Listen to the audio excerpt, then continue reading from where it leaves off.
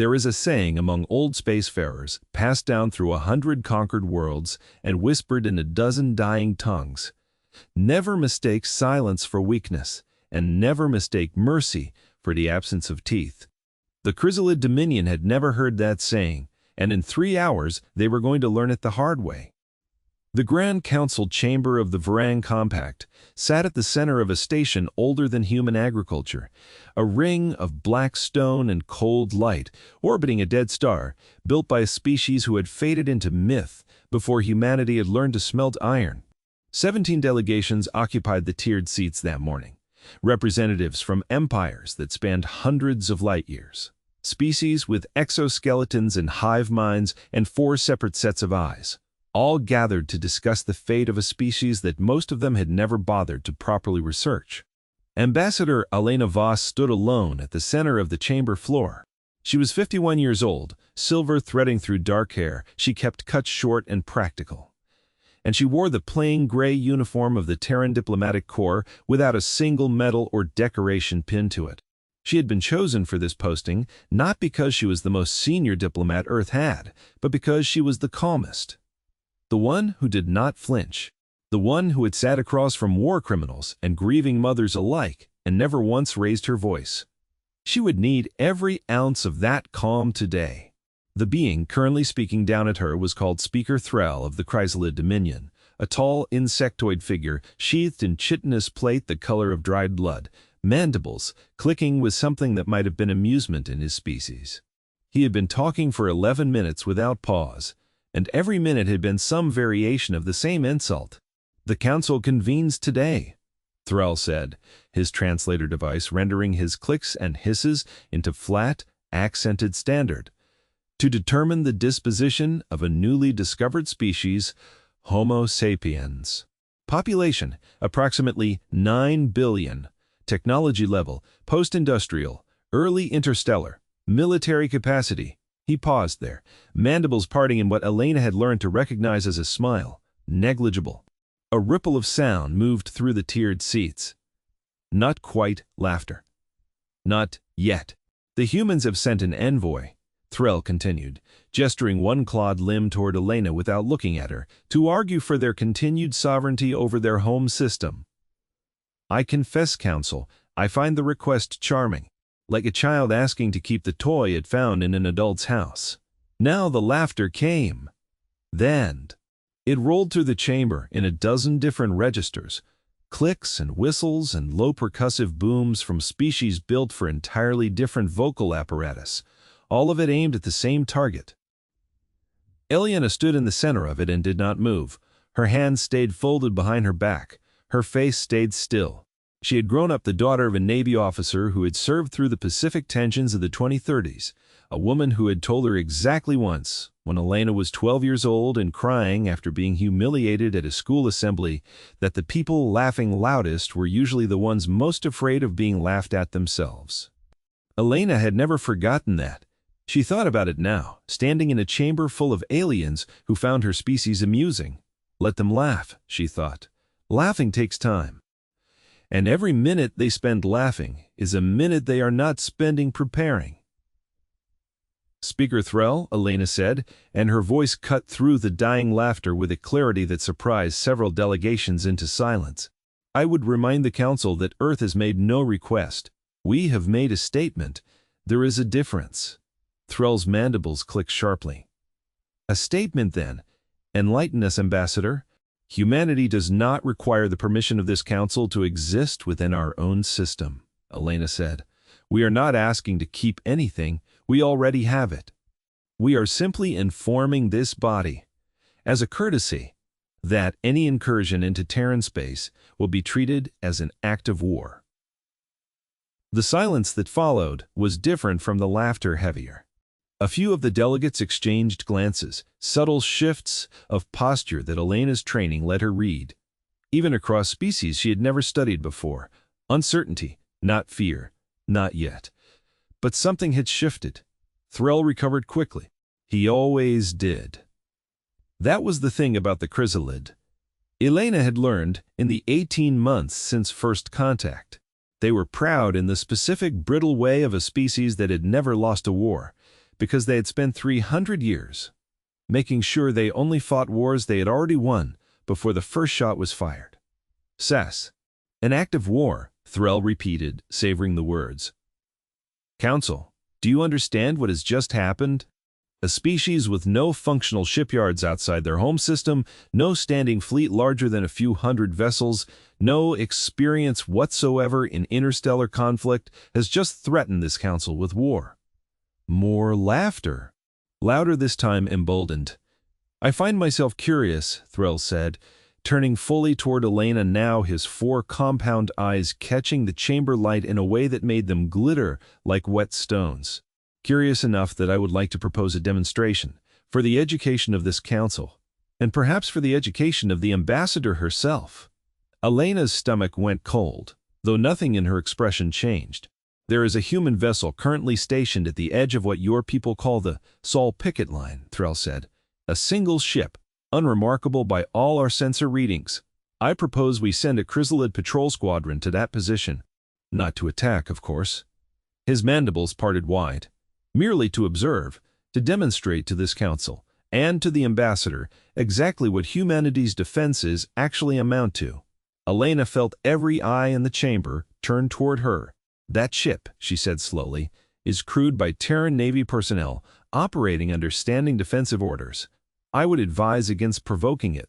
Provoking it, Threll said, and this time the laughter was so loud it echoed off the black stone walls. She says, as though a single picket vessel could provoke anything at all. Council, I believe the ambassador is bluffing, and rather transparently. Elena said nothing. There was nothing left to say that would change what was about to happen.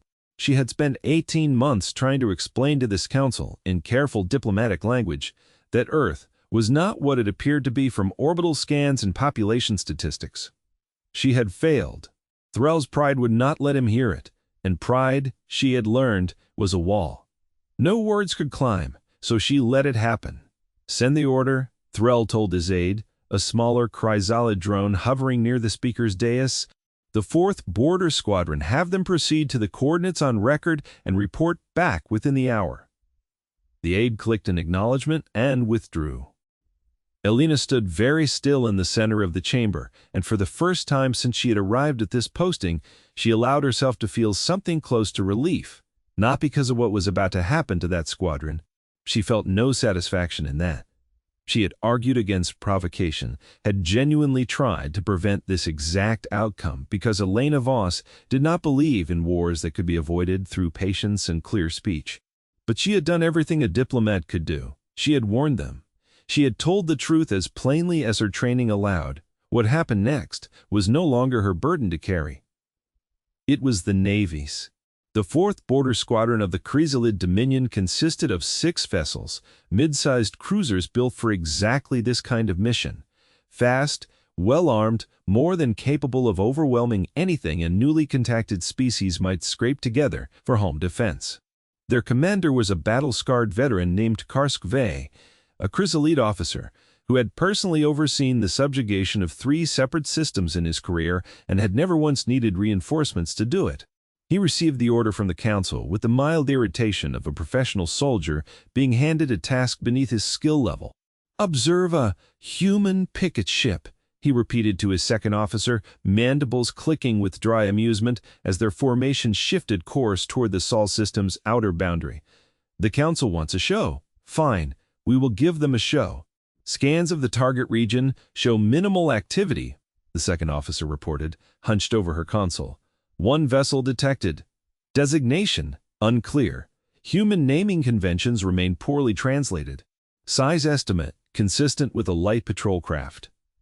"A light patrol craft," Karsk said, settling back into his command throne, "guarding an entire system. It would almost be sad if it weren't so convenient for us." The squadron crossed into the edge of what human charts designated the Sol picket line roughly 40 minutes later. 6 cruisers moving in loose formation through the dark, sensors sweeping ahead of them in wide, lazy arcs. Karsk had ordered no special alert status. Why would he? This was, by his own assessment, closer to a training exercise than an actual mission. That confidence lasted exactly as long as it took his sensor officer to get a clean read on the vessel waiting for them. "Commander," the officer said, and something in her voice made Karsk sit forward.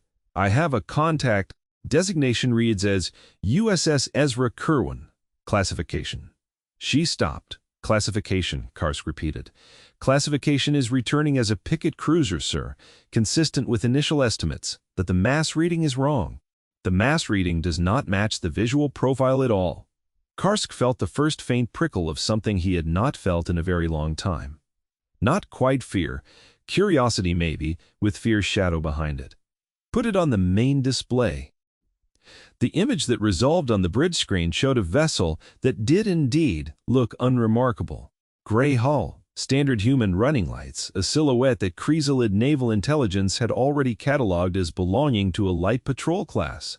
Nothing about its outward appearance suggested anything other than exactly what it claimed to be. But the numbers scrolling beside it told a different story: mass readings, inconsistent with hull volume. But energy signatures bleeding off the ship's exterior in patterns the sensor officer's threat analysis algorithms couldn't categorize. And beneath all of it, buried in the sensor noise, something that looked almost like a heartbeat, a slow, rhythmic pulse of contained power that made the ship read, for one brief and impossible moment, less like a vessel and more like something alive. "That is not a light patrol craft," Karsk said quietly. What Karskve did not know, what no member of the Chrysalid Dominion had bothered to learn in the 18 months since first contact, was a simple fact that Ambassador Elena Voss had tried and failed to explain to the Council that morning. Humanity had not spent its centuries of scientific and industrial development preparing to explore the stars in peace. It had spent them preparing for war. Against itself mostly, in two devastating world conflicts, and a Cold War that had brought the species to the brink of self-annihilation more than once. And in the process of nearly destroying itself, humanity had built weapons and defensive systems of a violence and efficiency that had no real precedent among the peaceful, slow-developing species that made up most of the galactic community. When first contact happened, when the scattered remnants of humanity's various defense agencies had finally been folded into a single unified Terran command, they had done the only sensible thing a species with that history could do. They had kept quiet about exactly what they had, and they had kept building. The USS Ezra Kerwin was not in fact a light patrol craft. It carried that outward classification deliberately, a shell designation meant to look unthreatening to any alien sensor sweep expecting an unarmed border colony's idea of a warship. Beneath its unassuming hull sat a weapons and defense suite that had been under continuous development since the earliest days of the Cold War's darkest technological races, refined across decades by scientists who had once built the tools of humanity's own near extinction and had finally at long last turned that same terrible ingenuity outward instead. Its commander was Captain Marcus Adize, a broad-shouldered man in his 40s, with a scar through one eyebrow, from a training accident he never talked about, and a reputation among the small circle of officers who knew what the Kerwin-class ships actually carried as one of the calmest hands in the fleet. He had been watching the Chrysalid squadron approach for the better part of 20 minutes before his tactical officer, a sharp young lieutenant named Priya Anand, finally broke the silence on the bridge. "6 cruisers, Captain," she said. "Formation is loose. Doesn't look like an attack posture. Could be exactly what the intercepted council chatter suggested. A demonstration." "Could be," Adize agreed, watching the sensor plot with the mild, unhurried attention of a man watching weather roll in over a distant hill. "Standing orders remain in effect. We do not fire first. We do not provoke. Per thought. If they hold formation and do not cross the demonstrated threshold, we let them look, we let them measure, and we let them leave. And if they don't hold formation," Adize's expression did not change, "then we remind them why the picket line exists." The Chrysalid squadron continued its approach, sensors sweeping, gathering, the kind of data Speaker Threll had promised the Council. For 11 minutes, nothing happened beyond that slow, methodical scanning, and aboard the Kerwin, the tension held steady, wound tight but controlled, the particular quiet of professionals who had trained for exactly this moment for years, without ever expecting to actually need it. Then, Commander Karskve, still rattled by sensor readings he did not understand and unwilling to return to the council with nothing more than confusion to report, made a decision that would be studied in military academies across a dozen species for the next century. "Bring the squadron within energy weapons range," he ordered. "If that vessel wishes to demonstrate something, let it demonstrate. I want a clean read on its weapon systems before we report back." It was by any reasonable military doctrine an act of aggression. Closing to weapons range against a vessel that had given no hostile signal was not observation. It was provocation, dressed up as curiosity, and Karskve, 300 years of unbroken conquest behind him, simply could not conceive that the tiny gray ship ahead of him might actually answer that provocation with anything more than a diplomatic protest. Aboard the Kirwan, the sensor board lit up. "Captain, 6 contacts closing to weapons range," Annan said, her voice sharpening. "That's inside the threshold. That's a hostile approach vector." Marcus Adias felt something settle into place inside his chest, old and familiar, the particular stillness that came before violence he had not chosen but would not shrink from either. "Confirmed hostile approach," he said. "Lieutenant Anand, bring weapons to full readiness. Helm, hold position. We do not run from 6 cruisers that think we're an easy lesson." "Aye, Captain." "Open a channel to the squadron," Adias added. "Let's give them one chance to reconsider. I'd rather this ended with a retreat than a grave." The channel opened. Adias' voice, calm and level, carried across the gap between the two forces in the flat translated standard both species had come to rely on Chrysalid Squadron. "This is Captain Marcus Adias of the Terran Navy vessel, Ezra Kerwin. You have closed to weapons range of a defended position within Terran space. This is your only warning. Withdraw now, and this incident ends here." Aboard Karskve's flagship, the warning played through the bridge speakers, and Karsk laughed, a dry clicking sound that his crew echoed nervously around him. "A warning," he said, "from a single ship council. Are you watching this? I want a full recording sent back immediately. This is exactly the demonstration we were sent to provide." He opened his own channel, and his voice, thick with contempt, replied. "Captain Adias," he said, mangling the name slightly through his translator, "I admire your bravado truly, but 6 cruisers against 1 patrol vessel is not a fight. It is an execution. Stand down your weapons, and this ends, without violence, on our terms. Perhaps the Council will show your species some mercy." On the bridge of the Kirwan, Marcus Adias looked at the tactical display, at 6 enemy cruisers holding position at weapons range, refusing to withdraw, and he felt the particular quiet clarity that came to men who had made peace with violence a long time ago and simply waited now. For the moment, it became unavoidable. "They're not withdrawing," Annan said. "No," Adias agreed. "They're not." He looked at his crew. 23 men and women, most of them younger than he was, all of them trained for a moment none of them had truly believed would ever come. "Standing orders are clear," he said quietly, and something in his voice made every head on the bridge turn toward him. "We do not initiate conflict, but we do not absorb an attack that's already been declared either. Weapons free. The instant they fire, not before. But the instant they do." He paused, and his voice went flatter, colder. The voice of a man who had spent years training for exactly this and had never once wanted to actually use it. "We finish it in the first exchange." Karskve's patience ran out 14 seconds later. "Enough theater!" he snapped, done posturing for the Council's recording, done pretending this was anything other than a formality before an easy victory. "Disable that vessel. Do not destroy it. I want it intact for study. Weapons free." 6 Chrysalid cruisers opened fire simultaneously. Their weapons were formidable by the standards of every species they had ever previously encountered, plasma lances capable of stripping the shielding off a colony defense platform in a single sustained volley, the kind of firepower that had ended 3 separate planetary rebellions in Karskve's own career without needing a second salvo. That firepower crossed the gap between the squadron and the Kirwan in less than a second. And it did almost nothing at all. The Kirwan's defensive shielding, technology built on principles the Chrysalid Dominion would not even begin to understand for another 2 centuries.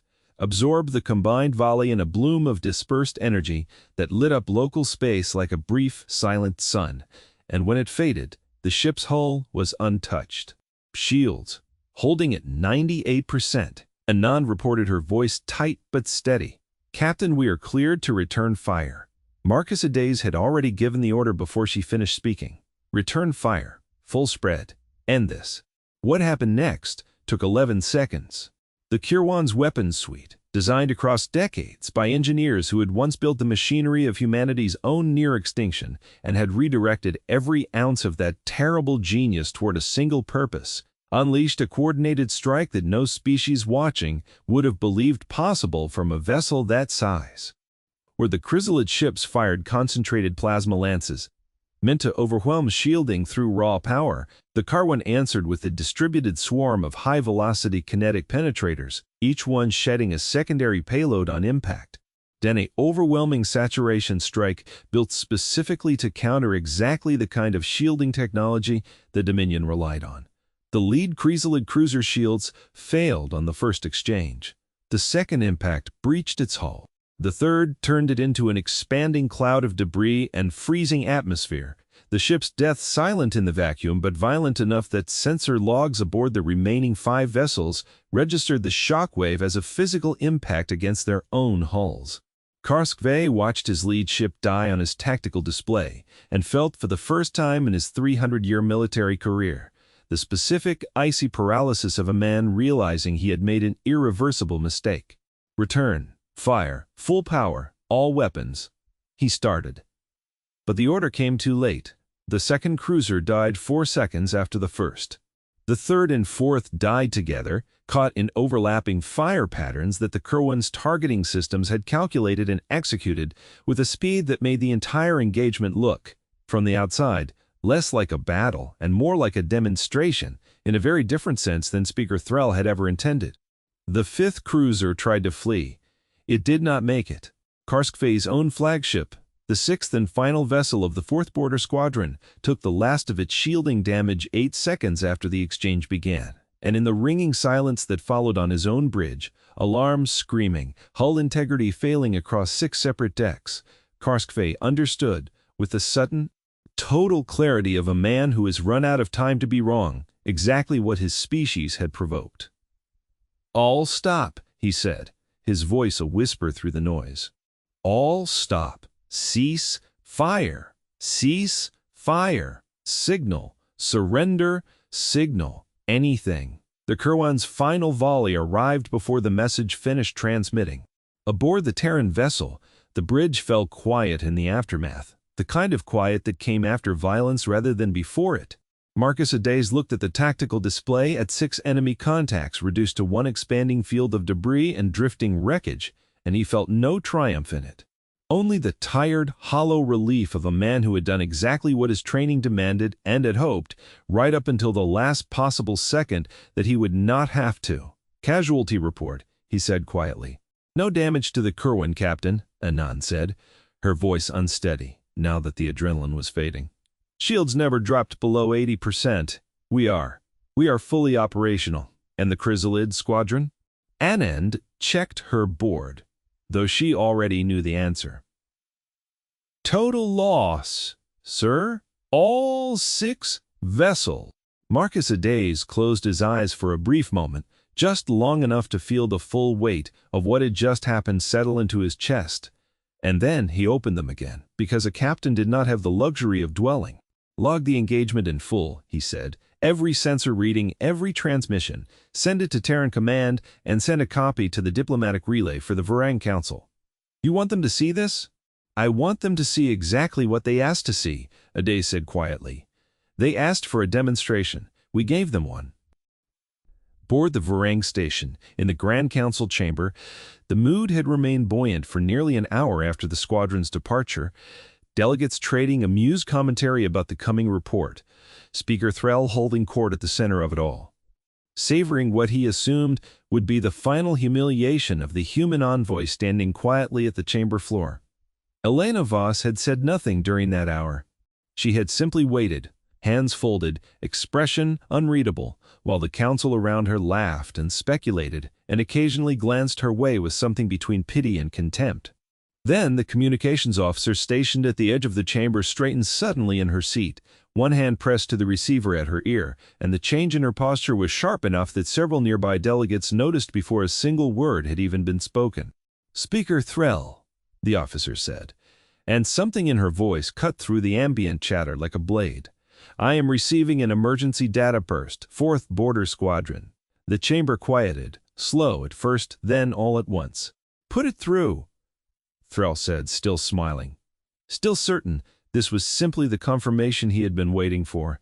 The main display at the center of the chamber flickered to life, and the recovered sensor logs from the engagement began to play across it in full, every delegate in the room watching in real time, as 6 chrysalid cruisers closed on a single human vessel, opened fire, and died. The silence in the Grand Council chamber when the recording finished was total. No laughter, no clicking, no whistling, no low percussive booms of amusement. Just 17 delegations of alien diplomats sitting in absolute, frozen stillness, staring at a display that had just shown them the complete and total annihilation of a squadron that had, less than 2 hours earlier, been sent out specifically to prove how helpless humanity was. Speaker Threll's mandibles had stopped moving entirely. "That is," he began, and then stopped because there was nothing in his vocabulary, in any language his translator had access to, that adequately captured what he had just watched. Elena Voss let the silence stretch for exactly as long as she judged it needed to stretch, long enough for the full weight of it to settle into every delegate in that chamber. And then she spoke, her voice quiet, calm, and utterly without triumph. "That," she said, "was a single picket vessel. Standard patrol configuration, one of approximately 400 such vessels currently stationed along the Sol picket line alone." She let that number hang in the air. "I want to be very clear with this council," she continued, "because I do not believe I was clear enough this morning, and 6 crews are dead because of that failure on my part. Humanity did not come to this council to ask permission for anything. We came to inform you of a fact. We are not a species that has spent its history preparing for peaceful exploration. We are a species that has spent its history nearly destroying itself. Twice in wars fought with weapons far more terrible than what you just watched. What that vessel demonstrated was not our strength, it was our restraint." Threll found his voice again, though it came out thin, stripped of its earlier contempt. "Restraint? You call that restraint?" "Captain Adaze issued a warning," Elena said. "Your squadron was told to withdraw. It chose to close to weapons range instead, and it chose to fire first. That ship did not seek this engagement. It answered one. Every human vessel along our border operates under the same standing orders, and every one of them is fully capable of what you just watched."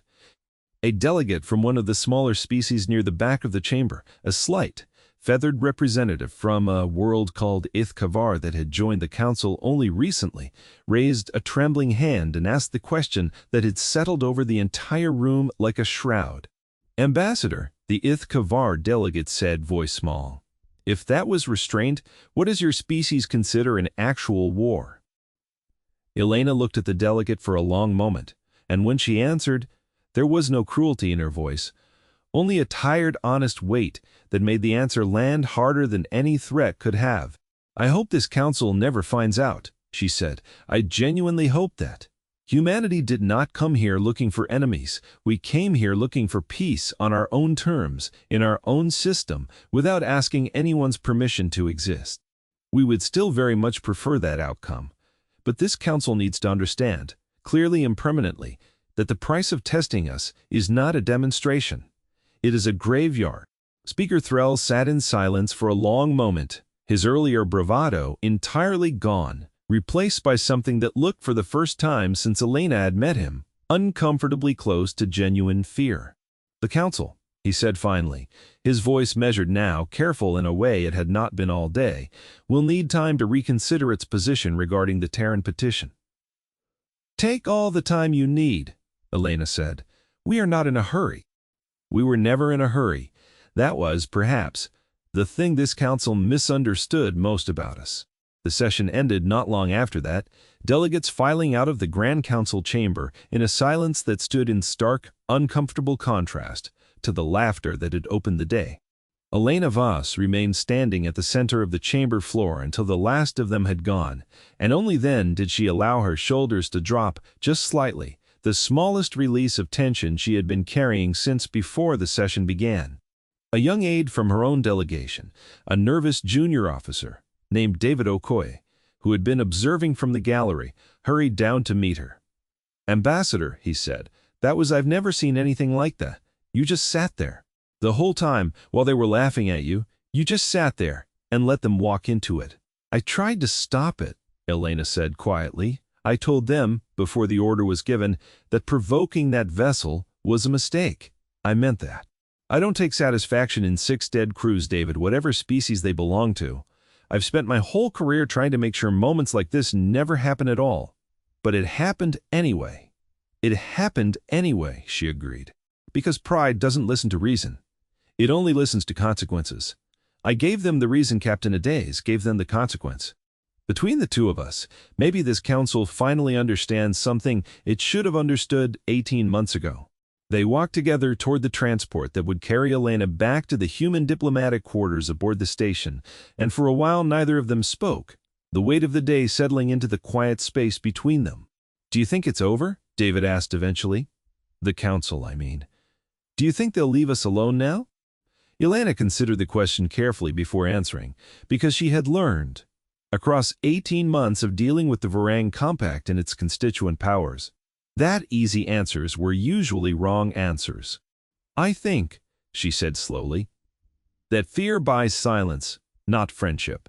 The Chrysalid Dominion is not going to forget what happened today, and some of them are going to spend the coming years looking for a way to answer it that doesn't end the same way. That's the nature of pride, David. It doesn't die easily, even when it's proven wrong. It just goes looking for a different fight." "That's not very comforting." "It's not meant to be comforting," Elena said. "It's meant to be true. But I'll tell you what does comfort me." She paused at the transport door, looking back once at the now empty Grand Council chamber. Behind them, the black stone walls and cold light that had witnessed that morning. The exact moment an entire galactic community's assumptions about a young, unassuming species had been shattered in 11 seconds of concentrated violence. It comforts me that when the moment came, when the choice was made for us, instead of by us, humanity didn't hesitate, and it didn't overreach either. Captain Adaze had 6 enemy cruisers at his mercy after that first exchange. He could have hunted down that 5th ship when it tried to flee. He didn't. He ended the engagement the instant it was decided, and not a single shot more than that. That's not just strength, David. That's discipline. And discipline is worth more than strength, in the long run, because strength without it is just another kind of monster. Word of the engagement reached Earth 11 hours later, relayed through the long chain of communication buoys that connected the Sol system to its distant embassy at the Varang Compact Station. It reached Terran Command first, then filtered outward through official channels and unofficial ones alike, until within 2 days, the story had become the single most discussed event across every human colony and settlement in known space. There was no wild celebration. Terran Command released a brief factual statement confirming the engagement, confirming the total loss of the Chrysalid squadron, and confirming that the Ezra Kirwan and her crew had sustained no casualties. Captain Marcus Adaze was granted a standard commendation, the kind given for adherence to protocol under combat conditions. Nothing more theatrical than that, because the Navy, like the woman standing in that alien council chamber, understood something about restraint that the wider galaxy was only now beginning to grasp. But quietly, in bars and mess halls and family kitchens across a fractured, still healing species that had spent most of its history fighting itself, there was a different kind of feeling settling in. Not triumph, exactly. Something steadier than that. Something closer to relief, the particular relief of people who had spent 18 months since first contact wondering, in the backs of their minds, whether the wider universe was going to prove even more dangerous than the wars they had already survived. For the first time, that fear eased, just slightly. Not because humanity had proven itself unbeatable, No one aboard the Kirwan or in Terran command believed anything so simple. But because humanity had proven, in the clearest terms possible, that it would not be bullied, that its offers of peace were genuine rather than desperate, and that anyone mistaking that peace for weakness would be answered in a language every species in the galaxy, however different their biology or their history, ultimately understood. 3 weeks later, the Varang Council reconvened to formally address the Terran petition for recognized sovereignty over the Sol system. Speaker Threll was not present. He had been quietly removed from his position in the aftermath of the engagement, his miscalculation too costly and too public for the Chrysalid Dominion's ruling council to ignore. His replacement, a far more measured Chrysalid official named Vesic Thorn, opened the session with none of his predecessors' theater. The Council recognizes the sovereign claim of the Terran species over the Sol system and its associated territories, Vesic said, his voice carefully neutral, carefully stripped of anything that might be read as either warmth or hostility. The Council further extends a formal invitation for observer status within the Varang Compact, pending further diplomatic engagement. Elena Voss stood in the same chamber where she had been laughed at 3 weeks earlier. And this time, the silence that greeted her was not the silence of contempt, or even the silence of fear. It was something closer to respect, cautious and unfamiliar and entirely new, the kind of silence a species earned rather than demanded. On behalf of Earth, she said, we accept. It was in the end a small moment. A single sentence in a chamber that had seen 1,000 years of council business long before humanity had ever looked up at its own night sky and wondered what was out there. But it was the moment that mattered, the quiet turning point after the violence, the proof that restraint and strength, held together in the same steady hand, could accomplish what pride and mockery never could. Marcus Ades received word of the Council's decision while the Kirwan sat on routine patrol along the same stretch of the picket line where the engagement had happened 3 weeks before. He read the report in his quarters, alone, and allowed himself, for just a moment, something he rarely permitted on duty. He smiled. Then he closed the file, walked back out onto his bridge, and returned to the quiet, unremarkable work of watching over a border that the galaxy had finally learned to respect. Because that, in the end, was the whole of it. Not conquest, not vengeance, just a line, quietly held, by people who had never wanted to prove anything to anyone, and had simply refused, when the moment came, to let anyone mistake their patience for surrender. The Council learned to stop laughing that day, and Earth, for its part, never needed to remind them twice. If you enjoyed this story, make sure to like this video and subscribe for more tales of humanity finding its place among the stars. Let me know in the comments what you thought of Elena's quiet resolve or Captain Ades' restraint under fire, and which moment hit you hardest. There are more stories like this one coming, so ring that notification bell if you don't want to miss them. Thank you for watching, and until next time, keep your eyes on the stars.